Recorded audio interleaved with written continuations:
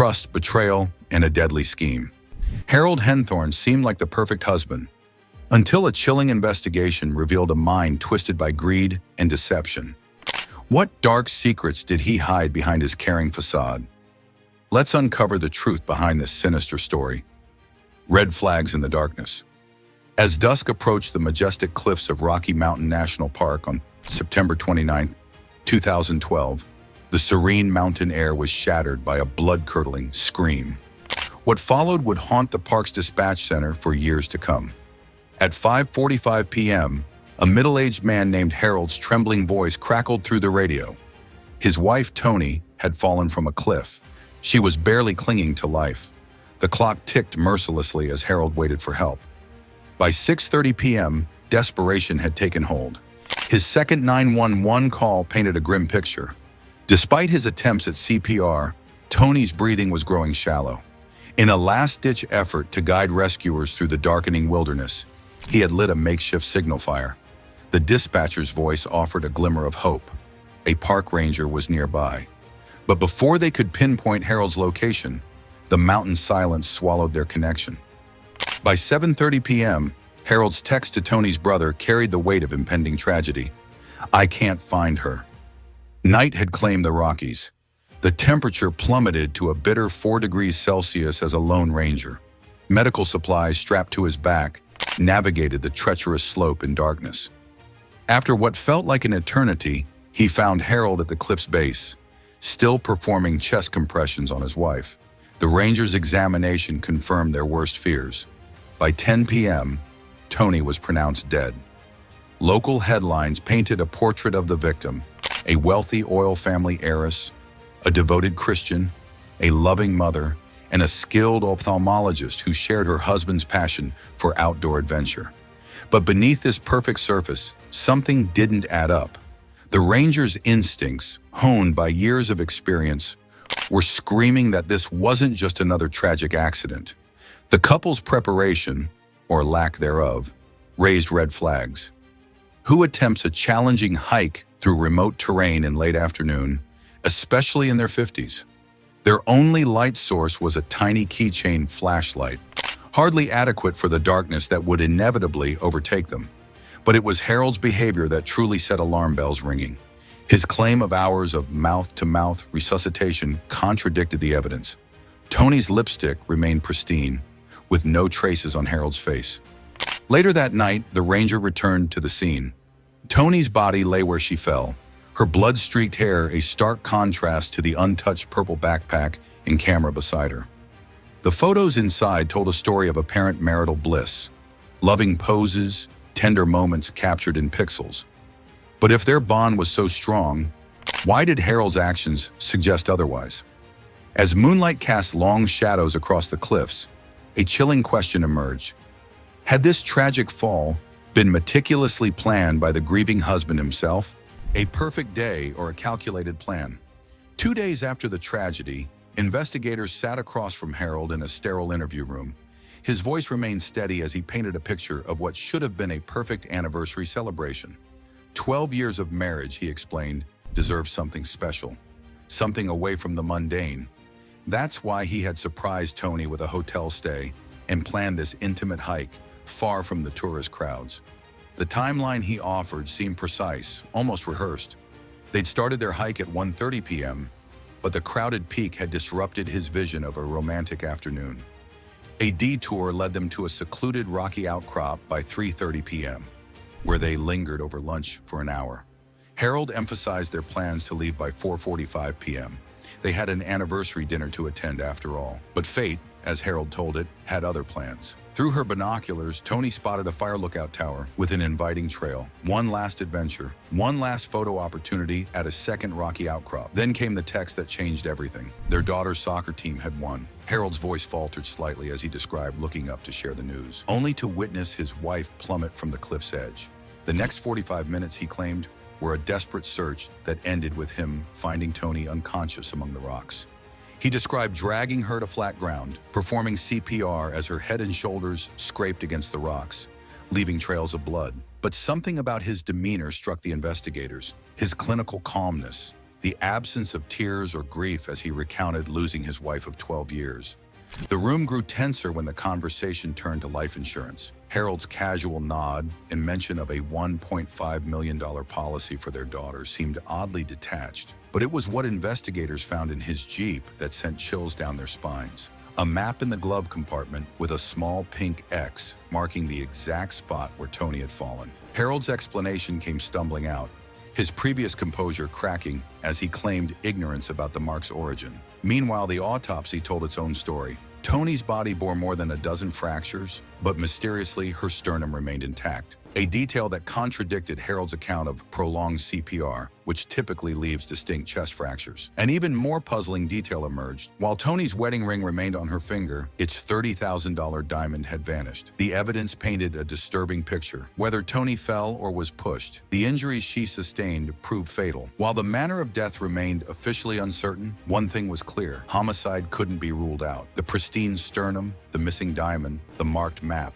Each detail added another layer to a mystery that was becoming increasingly sinister. The deception begins. Behind the photos of smiling faces and romantic mountain views lay a story of deception that would only emerge after Tony's death. The tale begins not on that fatal cliff, but years earlier, when a successful ophthalmologist logged onto a dating website carrying the weight of a failed marriage and an unwavering dream of motherhood. Enter Harold. His dating profile read like a romance novel's leading man: a deacon, a successful geologist, an outdoor enthusiast who loved everything from scuba diving to mountain climbing. He played his part masterfully when meeting Tony's affluent oil industry family, striking a perfect balance between humble businessman and devoted churchman. Her parents, impressed by his apparent sincerity, never thought to dig deeper into his past. The death of his first wife remained an unspoken chapter, respect for his privacy sealing away what might have been crucial warning signs. But the first crack in Harold's carefully constructed facade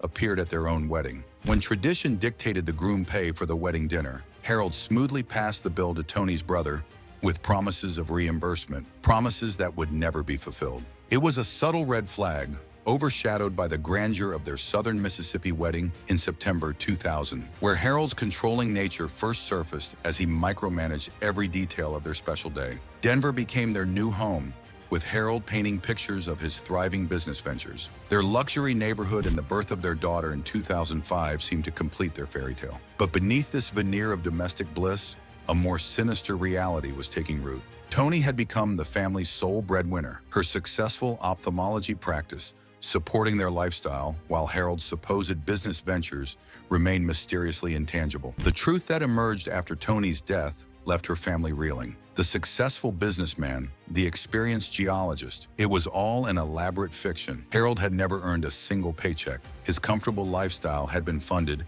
by a $600,000 settlement from his first wife's death, and later by Tony's hard work. But perhaps most chilling was how he had systematically isolated Tony from her family. Every phone call home became an exercise in control, Harold hovering with the speakerphone on, monitoring every word. When Tony dared to voice complaints about his behavior, his threat was calculated and cruel. "If you dare complain to your parents, I'll divorce you." For a woman who had already endured one failed marriage, these words were emotional handcuffs. Her prestigious medical career and financial success couldn't protect her from the psychological manipulation that kept her trapped in Harold's web of control. The Harold who charmed his way into Tony's life and the man who stood atop that cliff in 2012 were two very different people. One was a carefully crafted illusion, the other a calculated controller who had spent years orchestrating his wife's isolation. As investigators pieced together these details, the tragic fall from the cliff began to look less like an accident and more like the final act in a long-running deception. A fatal pattern emerges. The shadow of death had loomed over Tony long before that fatal day in the Rockies. On May 28, 2011, during what should have been a peaceful vacation, a chilling incident foreshadowed the tragedy to come. Harold had called Tony to step outside their cabin, a seemingly innocent request. As she bent down to examine something on the deck, a massive piece of wood crashed down, striking her neck. The impact left her temporarily paralyzed. Had she not bent down at that precise moment, the blow would have been fatal.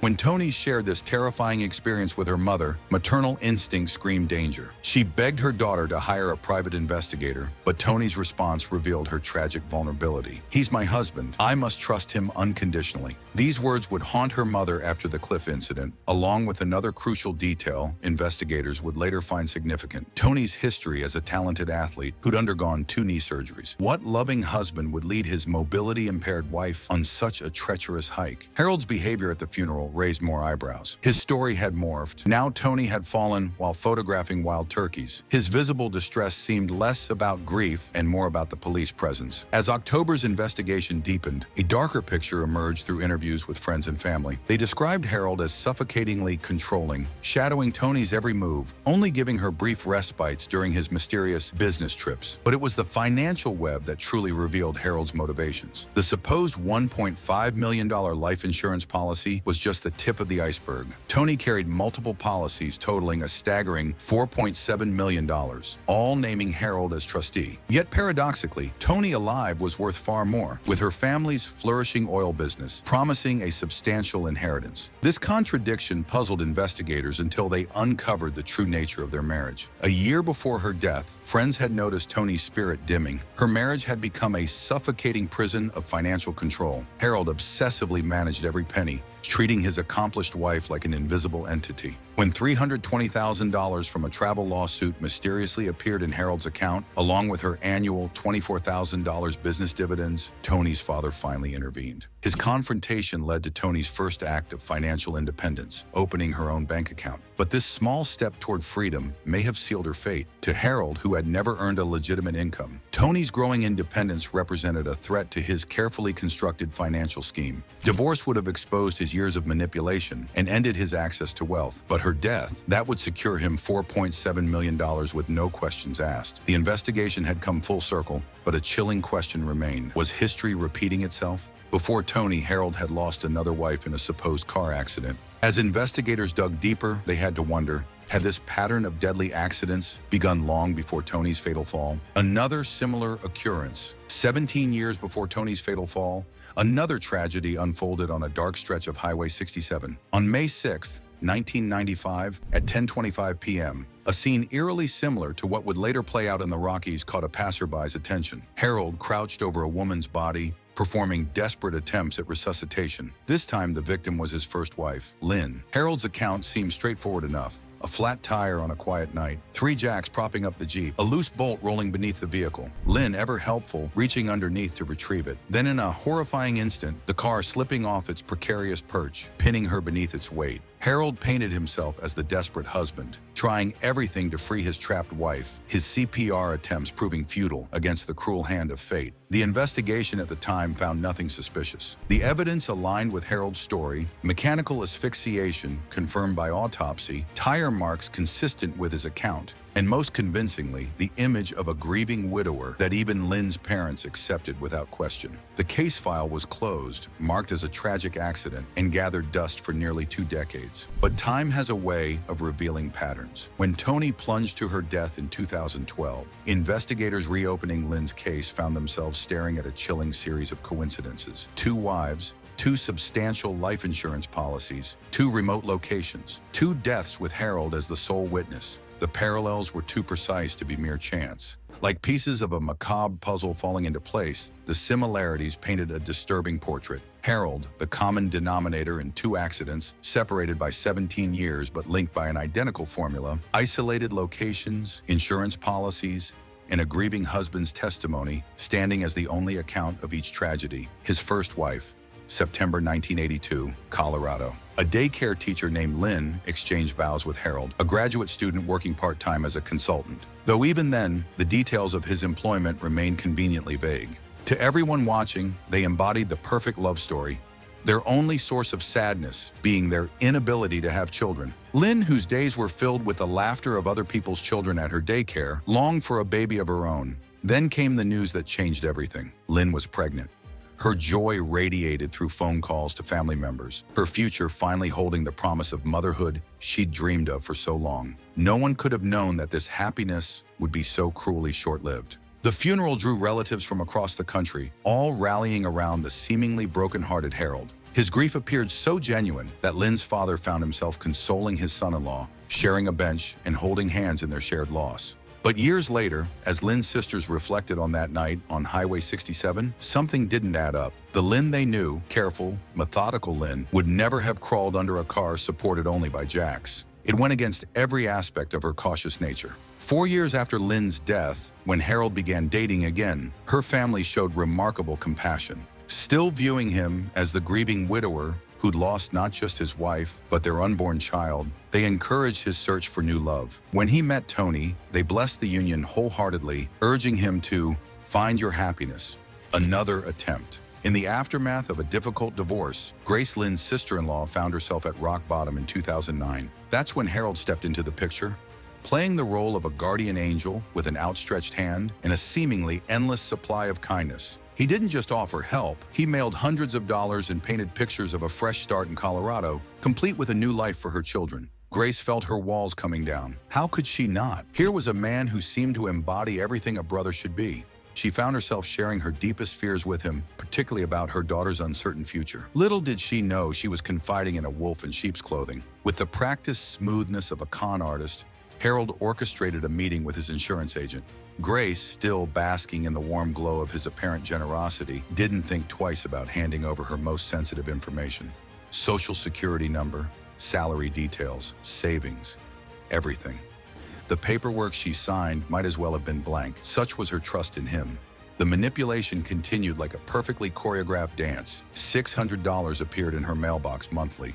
Her daughter's dreams of acting found a home in a Christian acting school. All thanks to Harold, but cracks began to appear in his benevolent facade. When Grace dared to exercise any independence, Harold's mask would slip, revealing glimpses of something darker. His mockery of her ungratefulness carried an unsettling edge that made her skin crawl. When she finally found her footing with a new job and moved to cancel those insurance policies, she thought she was free. Then came the knock that changed everything. 2 officers at her door delivered a truth that turned her blood to ice. Those canceled policies, they were very much alive, kept beating by Harold's forged signatures. But it was the revelation about the $400,000 policy that made her realize the true horror. It wasn't her children who would benefit, but Harold himself. Every invitation to stay close, every gesture of kindness now took on a sinister new meaning. Grace realized with mounting horror that she might have been next in line for Harold's deadly games.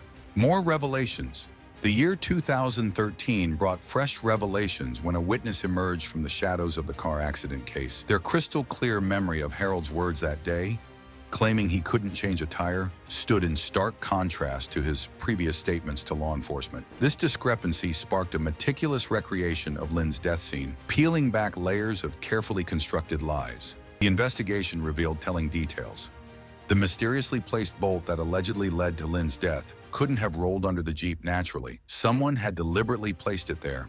Test after test showed the Jeep remaining stubbornly stable, even with dropped tires in the back seat. The only way it could have collapsed was through deliberate force from the passenger side, where tellingly investigators found a damning footprint in crime scene photos. As investigators dug deeper into Harold's life, the facade of success crumbled completely. The man who presented himself as a successful businessman was living off his first wife's death settlement. Every story about his business ventures and charitable works unraveled like cheap thread. Most chilling of all were his phone records, revealing 9 separate visits to Rocky Mountain National Park in the months before Tony's fatal fall, 9 reconnaissance missions for what would become a murder scene. The walls close in. November 6th, 2014 began like any other day, Harold dropping his daughter at school before heading home. But beneath this veneer of normalcy, he could feel the walls closing in. As investigators drew closer to the truth, Harold's grip on his carefully constructed world began to tighten, particularly around his daughter. His attempts to control her memories became almost obsessive. Like an artist trying to erase unwanted brushstrokes, he worked methodically to remove every trace of her mother from her consciousness. He fashioned himself into her entire world, father, protector, and jailer all in one, meticulously controlling her every interaction with the outside world. In his misguided attempt to shield himself from suspicion, he only drew more attention to his suspicious behavior. The facade finally crumbled on that crisp October morning. As Harold pulled away from his daughter's school, He had no idea it would be his last act as a free man. Police were waiting. The charges? First-degree murder in Tony's death. Even faced with mounting evidence, Harold maintained his innocence, entering a not guilty plea on November 12th. Meanwhile, investigators were piecing together a damning puzzle. Their 11-page report read like a catalog of oversights in Lynn's death investigation. The oversights were staggering. No recorded interview with Harold, no confrontation about the suspicious footprints on the car, ignored witness testimony. Even the autopsy seemed incomplete, failing to specify crucial details about the car's position or verify Harold's claim about the blown tire. The questions kept mounting. If Lynn had truly been reaching under the car for a bolt, why were her hands pristine in the crime scene photos? Where was the car grease that should have marked her body? And Harold, who claimed to have changed a tire, why were his hands spotlessly clean? These inconsistencies couldn't be ignored any longer. The weight of these revelations forced authorities to reclassify Lynn's death from accidental to undetermined. Her family finally broke their silence, their public statement a desperate plea for justice that had been 2 decades in the making. By January 29, 2015, authorities launched fresh investigations into Lynn's death, though they knew time was their greatest enemy. 20 years of faded memories and lost evidence stood between them and the truth. The May 11th hearing felt like opening a time capsule of tragedy. Prosecutors wove together a tapestry of suspicious events. Grace's life insurance policies, the mysterious falling beam, the cliff incident, each thread pointing toward Harold's sinister pattern of behavior. But the defense had their own story to tell. They highlighted the absence of struggle marks at the scene, emphasized that emergency responders had seen nothing suspicious, and insisted the insurance policies bore authentic signatures. As the first review of Lynn's death drew to a close, investigators faced a bitter reality. Some pieces of this puzzle were lost forever, scattered to the winds of time, and buried under years of faulty memories. The trial.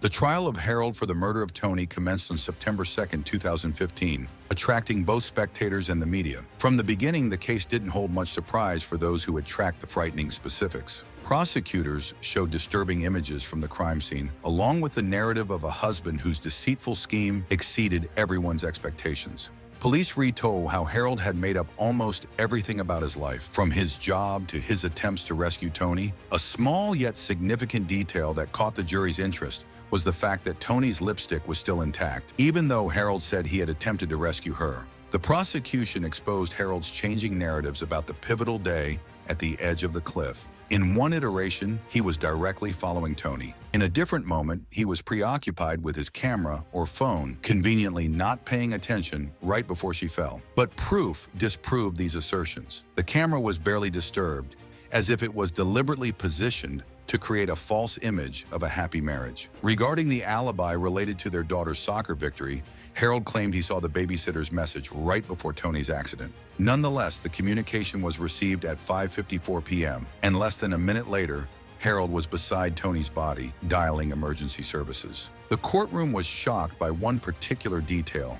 Harold did not immediately seek help after Tony fell. He collected his things calmly, went down the cliff at his own speed, and only called after moving Tony's body. After being told to do CPR, Tony was already dead for at least an hour. Images depicted the horrifying truth. The rocks were splattered with blood, tracing the route where Harold had pulled Tony by her legs, her head hitting the rocks as they went. While phoning 911, he suggested she might have a concussion, but appeared more concerned about when he could be saved rather than her health.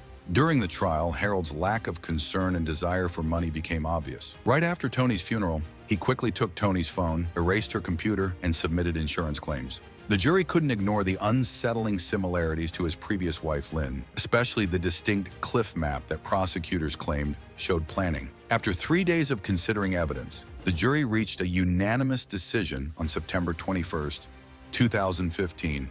Harold was found guilty of first-degree murder. On December 8th, he received a life sentence with no chance of parole. Even though Harold attempted to appeal, his request was quickly rejected, ensuring that he would spend the rest of his life in prison. Despite the absence of concrete proof, authorities are committed to holding Harold responsible for Lynn's death. In honor of Tony, her parents set up a donation fund at the University of Mississippi Medical Center to support the education of future ophthalmologists. Their daughter now lives with Tony's family, keeping her legacy alive. Every day she becomes more similar to her mother, and with a growing passion for medicine, she could potentially pursue a career like Tony's and become a healthcare leader. Thank you for joining us in uncovering this unsettling story. If you found it thought-provoking, don't forget to like, subscribe, and hit the notification bell for more true crime content.